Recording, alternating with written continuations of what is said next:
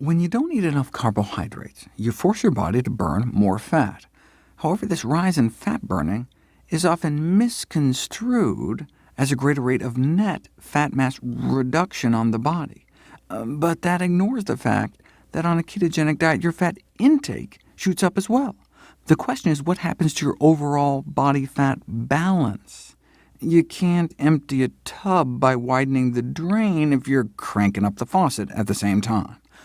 Low-carb advocates had a theory, though, the so-called carbohydrate insulin model of obesity.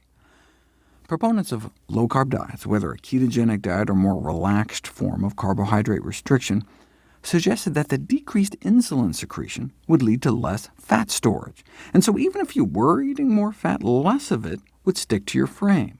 So we'd be burning more and storing less, the perfect combination for fat loss, or so the theory went. To their credit, instead of just speculating about it, they decided to put it to the test. Gary Taubes formed the Nutrition Science Initiative to sponsor research to validate the carbohydrate insulin model. He's the journalist who wrote the controversial 2002 New York Times Magazine piece, "What If It's All Been a Big Fat Lie?", which attempted to turn nutrition dogma on its head by arguing in favor of the Atkins diet, with its bunless bacon cheeseburgers based on the carbohydrate insulin model. Much of Nina Teicholz's book, The Big Fat Surprise, is simply recycled from Taubes' earlier work. In response, some of the very researchers Taubes cited to support his thesis accused him of twisting their words. "The article was incredibly misleading," one said. "I was horrified." "He took this weird little idea and blew it up, and people believed him," said another. "What a disaster." It doesn't matter what people say, though. All that matters is the science. Taubes attracted $40 million in committed funding for his Nutrition Science Initiative to prove to the world you could lose more body fat on a ketogenic diet. They contracted noted NIH researcher Kevin Hall to perform the study. 17 overweight men were effectively locked in what's called a metabolic ward for 2 months to allow researchers total control over their diets. For the first month, they're placed on a typical high-carbohydrate diet, 50% carbohydrate, 35% fat, 15% protein.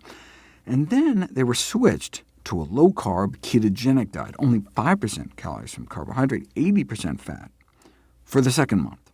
Now, both diets had the same number of daily calories. So if a calorie is a calorie when it comes to weight loss, then there should be no difference in body fat loss on the regular diet versus the ketogenic diet. If Taubes was right, though, if fat calories were somehow less fattening, then body fat loss would become accelerated.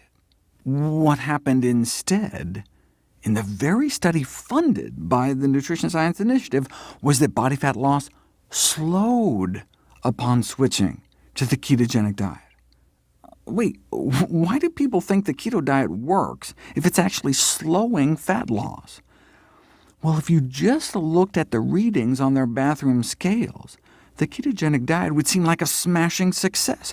They went from losing less than a pound a week on the regular diet in the 2 weeks before they switched, to losing 3.5 pounds within 7 days after the switch to the ketogenic diet. But what was happening inside their bodies told a totally different story. Their rate of body fat loss was slowed by more than half. So most of what they were losing was just water weight. The reason they started burning less fat on a ketogenic diet was presumed to be because without the preferred fuel, carbohydrates, their body started burning more of its own protein. And that's exactly what happened. Switching to a ketogenic diet made them lose less fat mass and more fat-free mass. They lost more lean mass. That may help explain why the leg muscles of CrossFit trainees placed on a ketogenic diet may shrink as much as 8%. The vastus lateralis is your biggest quads muscle in your leg, shrunk in thickness by 8% on a ketogenic diet. Yes, the study subjects started burning more fat on the ketogenic diet, but they were also eating so much more fat on the keto diet that they ended up retaining more fat in their body despite the lower insulin levels. This is diametrically opposite to what the keto crowd predicted, and this from the guy they paid to support their theory. In science speak, the carbohydrate insulin model failed experimental interrogation. In light of this experimental falsification of the low-carb theory, the Nutrition Science Initiative effectively collapsed. But based on their tax returns, not before Taubes and his co-founder personally pocketed millions of dollars in compensation.